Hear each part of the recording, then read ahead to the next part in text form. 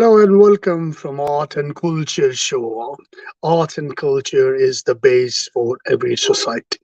If we see how we learn and how we inspire ourselves, how human minds and heart gets motivated, we will see that there is a very effective role of books, poetry, and different arts and cultures relate together and bring up an inspirational thoughts for the world.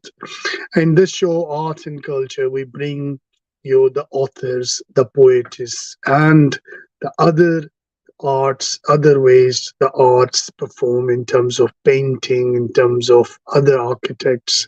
So this show is getting a real feedback from your side, and we concluded that arts and culture is the base for the weekend to spend whole week. We are busy in our day-to-day life, in our business works, and on the weekend we want to cool down ourselves with the poetry in Arabic, in English, in Hindi, in Urdu, and other languages.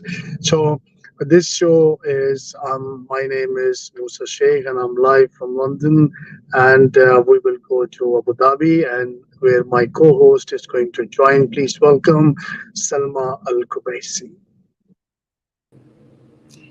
Hi everyone, this is Salma Al Qubaisi from Abu Dhabi, and thank you, Dr. Musa, for this show today after a gap actually.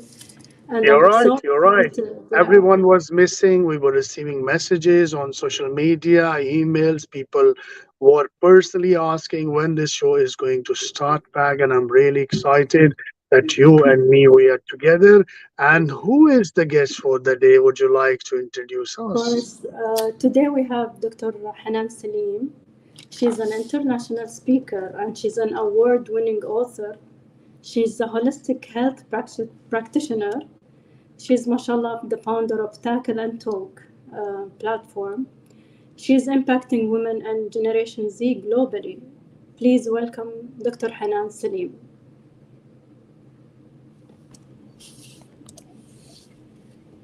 Thank you so much. I'm very proud and happy to be the one of the speakers that's joining after the big gap. So this is a privilege and an honor. Thank you for having me. Likewise, Hanan. You want to start, Dr. Musa? Actually, my way of questions today may be different than every day. Oh, that's great. That's great, Salma. I'm really excited for the new ways because you are always innovative. You're a technologist. So I'll give the mic to you. Please start up. I would like first to ask through a question for Dr. Hanan about your transformation from, like, I think you're Egyptian, right?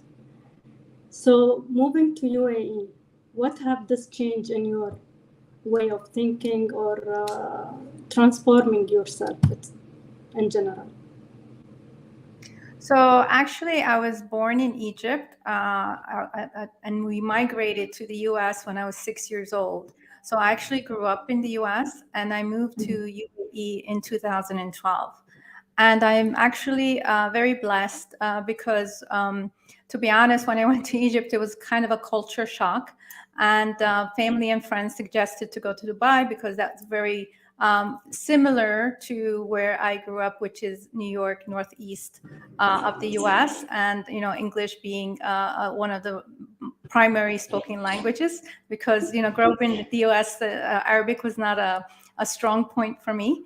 And sure enough, I thought I was going to stay 1 year, 2 years. Alhamdulillah, it's been my home for the last 11 years. Very nice, very nice. International speaker, and you have attended a couple of events with us. Yes. How did you find it? How could you inspire us with your experience? So I'm very big. I'm a clinical pharmacist. I have my PhD in clinical pharmacy. So I'm very big on science, evidence-based, formats, things that have the numbers, statistics, the value that's validated.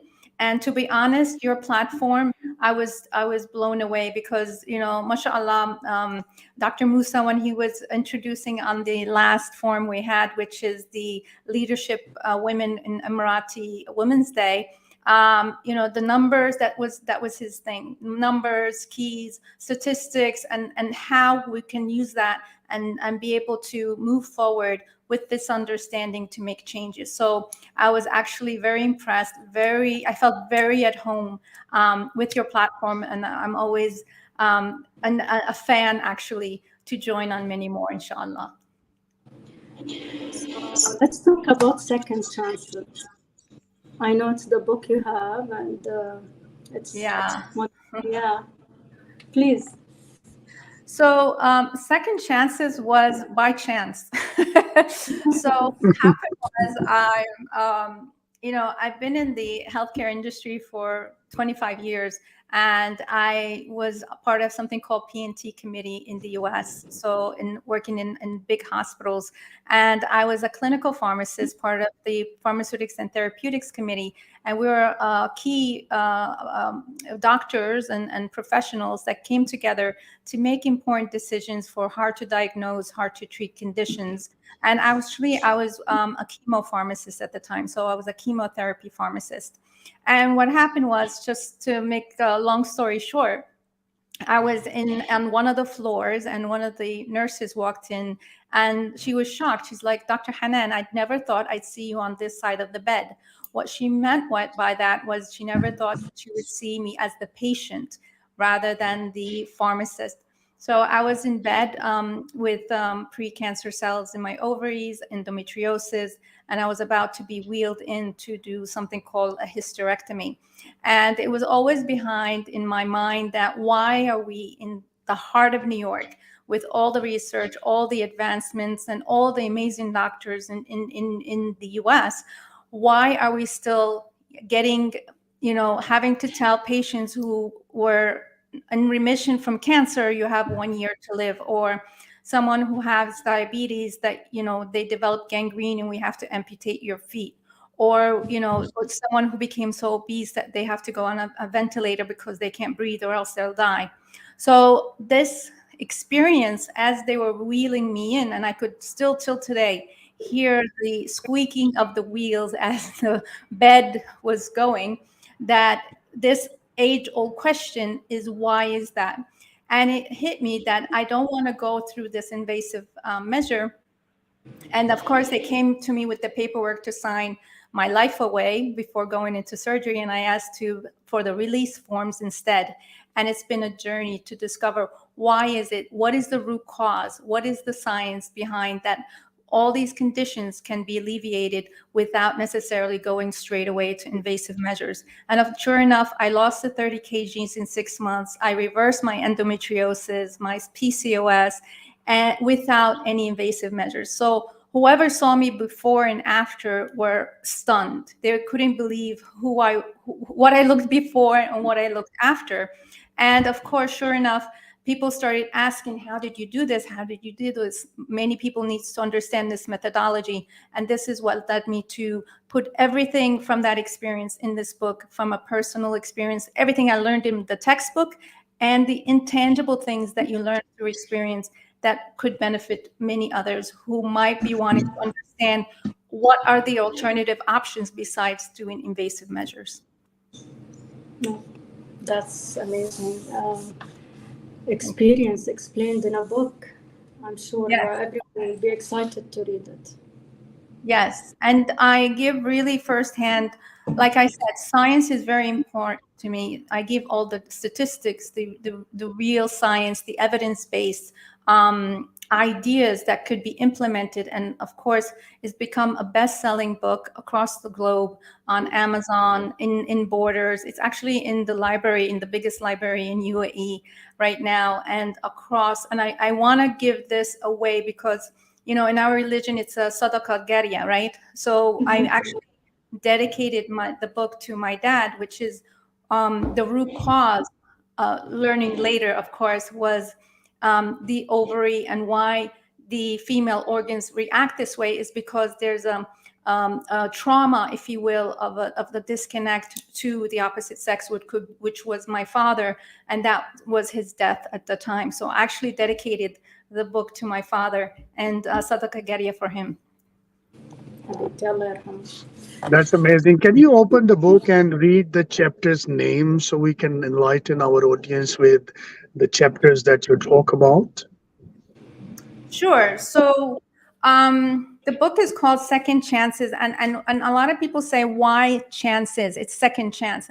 And really, I believe, we always hear you have a second chance at life, a second chance, but we actually create our second chances. We take the tools, the skill sets, the knowledge and understanding, and we create our second chances. It's not by chance. So it was very important with the name for people to understand that when you have the power, when you have the knowledge, when you have the control of your own life and your own, especially your health, then you're able to create those second chances for yourself. And one of the things I talk about specifically, and I quote, as I begin to love myself, I freed myself of anything that is not good for my health, including food, people, things, situations, and everything that drew me down away from myself. And this really explains the book in a nutshell. Anything that takes you away from your center, from who you are, from things that you cannot control versus the things you can control. And these are the ones that can get in between the gaps of your health that creates the havocs that leads to these chronic conditions. And I speak about the process, the steps very deeply and explain them from a scientific point of view. Why is this happening and how we could fill these gaps and protect ourselves. So it's not only a book about recovery, it's also a book about prevention. And of course, as we know, prevention is the best cure. Absolutely. The concept of this show actually is to read poetry, but we want you to read also again some paragraphs that really touches you or you feel we need to hear from you.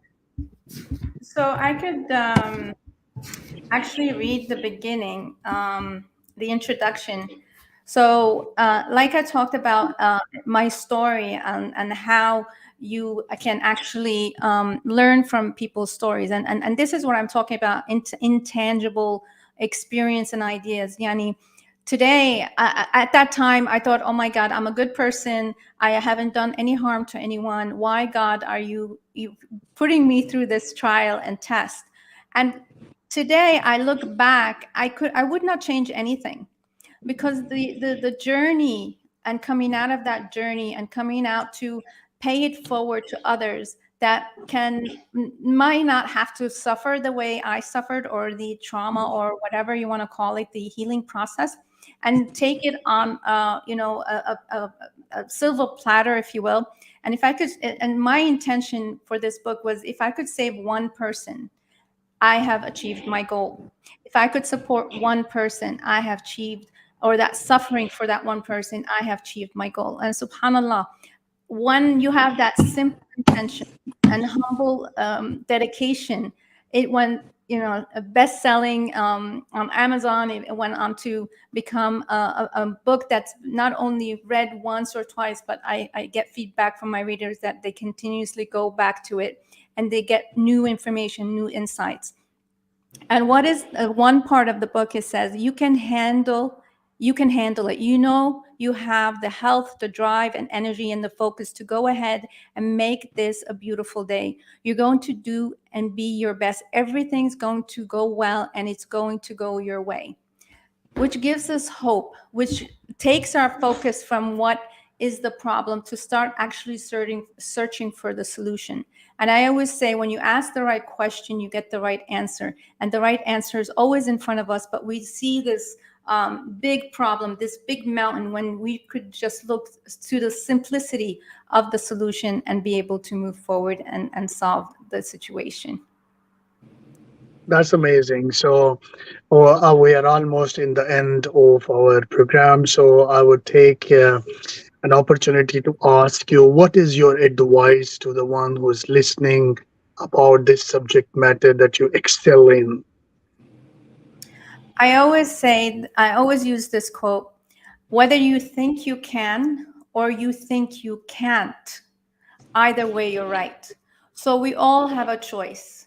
So might as well think that you can and start focusing on what we can do instead of on disabling us and getting us stuck on what we can't do. And usually the things that we can do is out of our control. So might as well focus on what we can control, move forward in that direction and think we can. And 9 times out of 10, we do it. That's amazing. So I want to thank you, Dr. Hanan, for joining us today. And I wish you a good luck for your great work. And we will be connected in so many ways. Inshallah. Thank you so much to both of you. Thank you very much. With this, Thank I will go forward to Salma. Salma is actually as a creative tech woman leader. What she has for today. Let's see what is her thought of the week. Okay, I will read little bit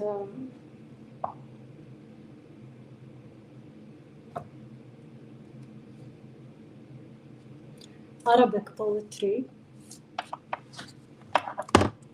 Yeah, please go ahead. Yes.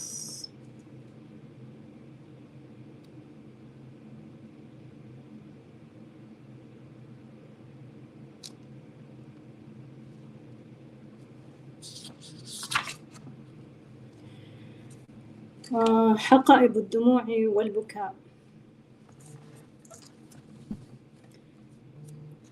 من كتاب نزار قباني الشاعر.